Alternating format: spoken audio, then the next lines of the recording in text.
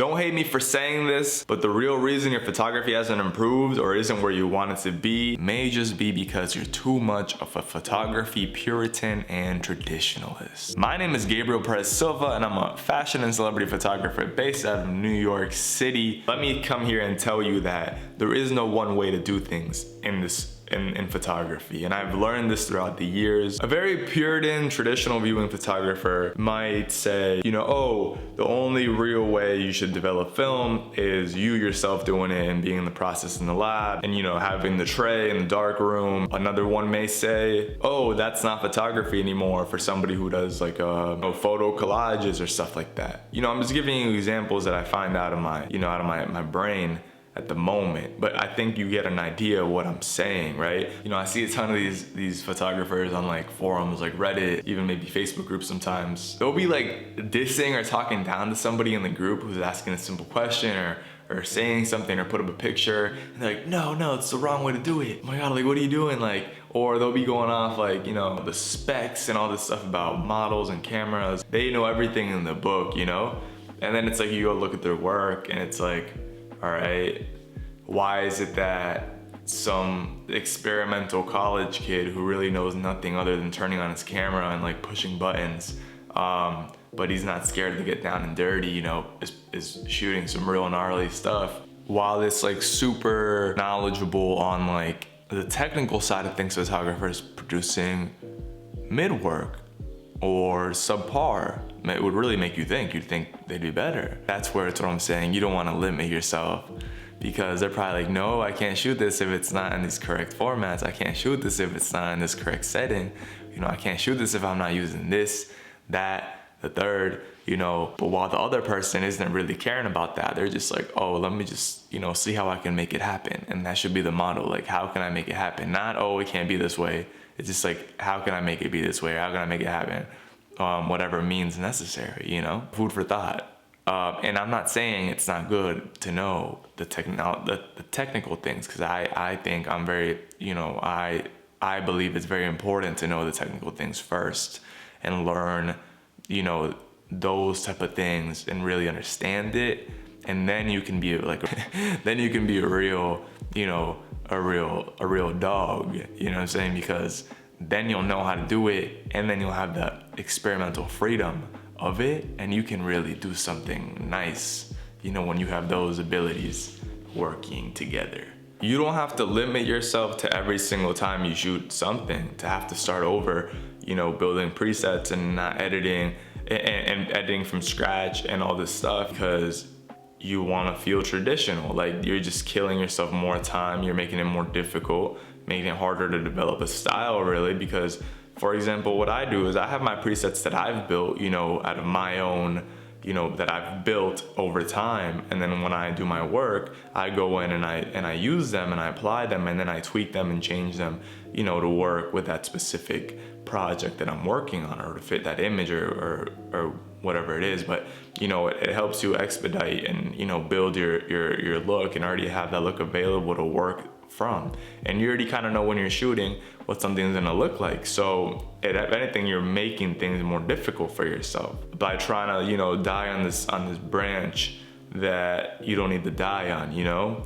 And like, I've talked about this in the past where you know, for a long time, like, you know, I believe in that people should learn how to use things. For example, you gotta learn how to use a strobe, you gotta learn how lighting works, you gotta learn the science and you know, the stuff that's important, like the mathematics and the equations and all that behind it.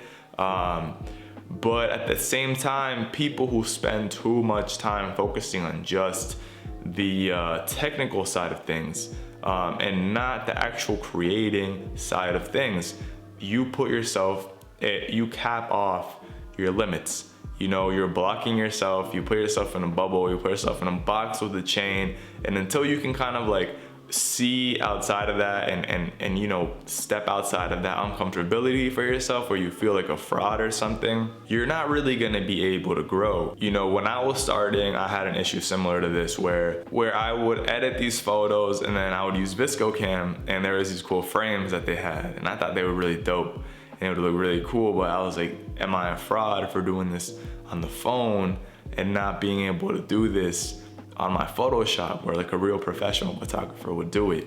And, you know, things like this would bother me and be like, dang, you know, or for example, if I was at my house and I shot something like a portrait or something, but I used like a desk lamp instead of a strobe, and I'm like, man, like that's not how a real photographer would do it, you know?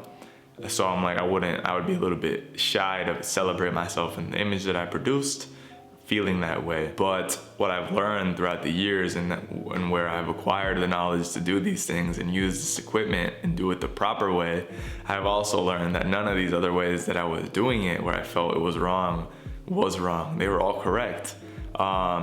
And too many of these Puritan thinking photographers and traditional thinking photographers limit themselves. And I think sometimes they know they're limiting themselves, but they feel like they need to do it to preserve the traditional aspect of photography. But that's not the case, dude. It's kind of like when film transitioned to digital, you know?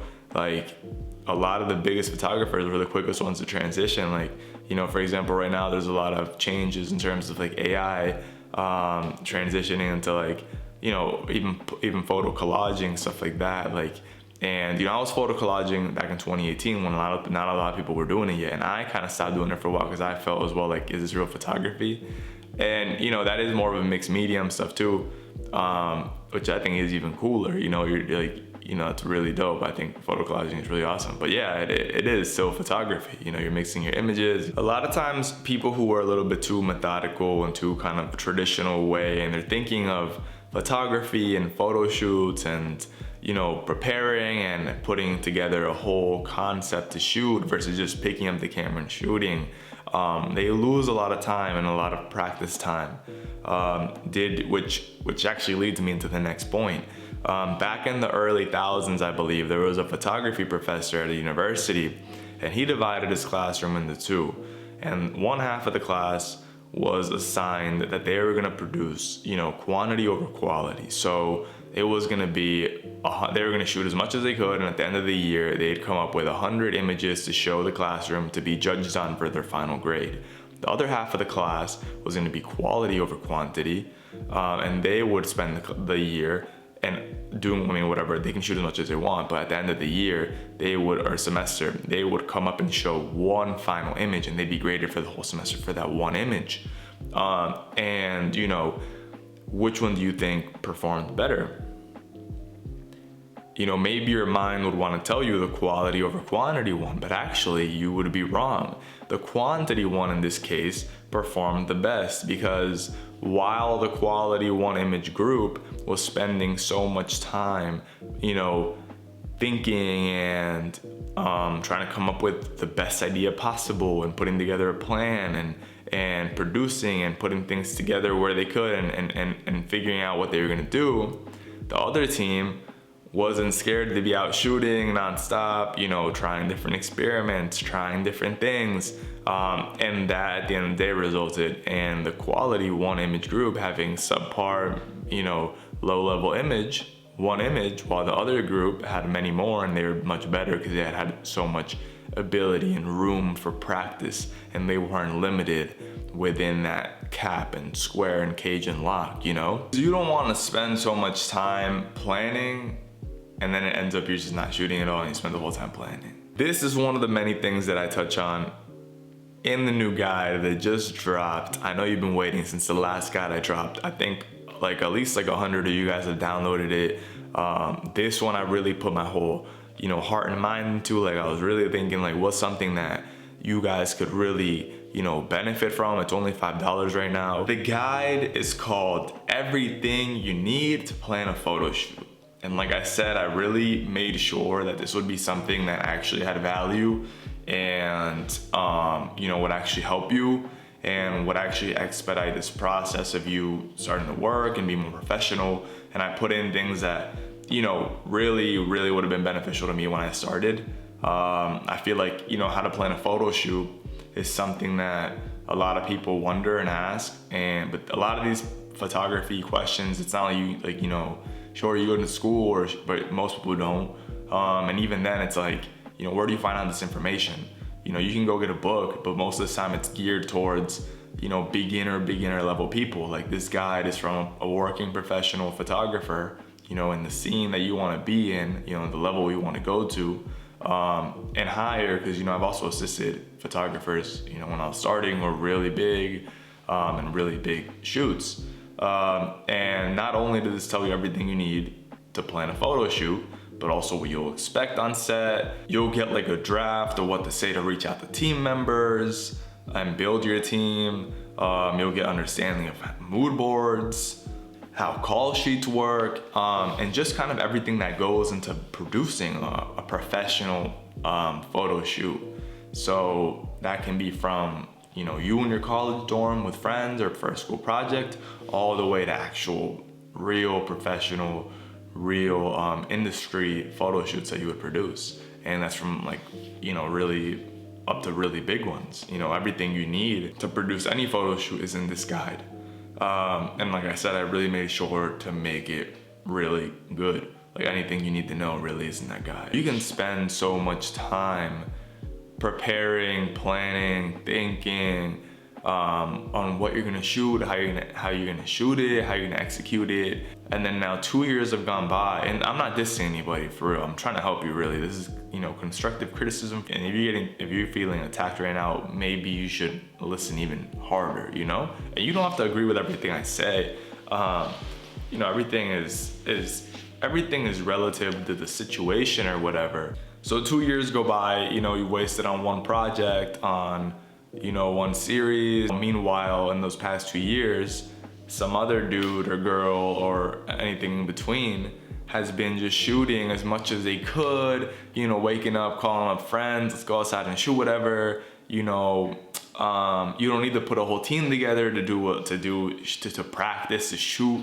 You don't need to know models, just call up your friends. Oh, let's practice this, let's practice that. Not scared if it comes out bad, not scared if it's, you know, if it's crappy looking, not scared to go in and edit different things, try different things in the editing software. Not scared to break rules. That's kind of the whole thing, bro. Like, if everybody just followed and stayed within that bubble of rules, there wouldn't be any outstanding artists, because then everybody would be doing the same thing. This is one of the biggest tips when I get asked, like, what advice you would give. It's like, don't be afraid to break the rules and step out of just the traditional box of the right way to do it or the wrong way to do it. Because I think people forget a lot of times, like, you know, isn't this one of the reasons you got into art or wanted to be an artist? Because you like the fact that there is supposed to be no rules? You know what I'm saying? Like, again, to overview the summary and main points of the video, it's great to be, you know, it's great to love tradition, it's great to love the craft and the history of it, but that doesn't mean you should limit yourself from expanding, growing, and, you know, moving forward into the future of the art and the medium of photography. Because you're gonna fall behind if you don't. You're gonna fall behind, you're gonna make things more difficult for yourself. You'll be able to think you're doing something, but most people won't appreciate that, and you're gonna do yourself a disservice by not allowing yourself to grow and flourish in the way that you could. And the second thing that we went over is, it's great to plan, it's great to be prepared, 1000% do it when it's needed, but at the same time, especially if you're starting out, don't spend so much time planning that you end up not shooting at all. My opinion or view isn't the right all be all, you know what I'm saying? Like, I'm just saying what I think and some advice that I've gathered and, you know, pondered on and seen and experienced over the years, and giving it to you guys so you can use it in your own careers. But also, let's continue that conversation below in the comments and let me know what you think. Going back to the guide, everything you need to plan a photo shoot, like, I really sat down, I'm like, yo, what can I do that will have actual value to them, to really help them, and something that's probably not that easy to find for like a real professional level, and this is it. So again, it's $5 right now. I just put it out. I'm gonna sneeze. Whoa. All right, stand by, I guess not yet. If you do have a chance to get it, please let me know in the comments how you thought about it, because I do want to improve when I do these, and I do hope that you do see the value in this, or it does help. And yeah, let me know in the comments, that would be really great. Thank you guys for watching the video. Stay tuned for the next episode, and If you want to see more of my work, it's on my Instagram @_youngshot, YOUNGSHOT. Have a lovely rest of your day. See you guys later.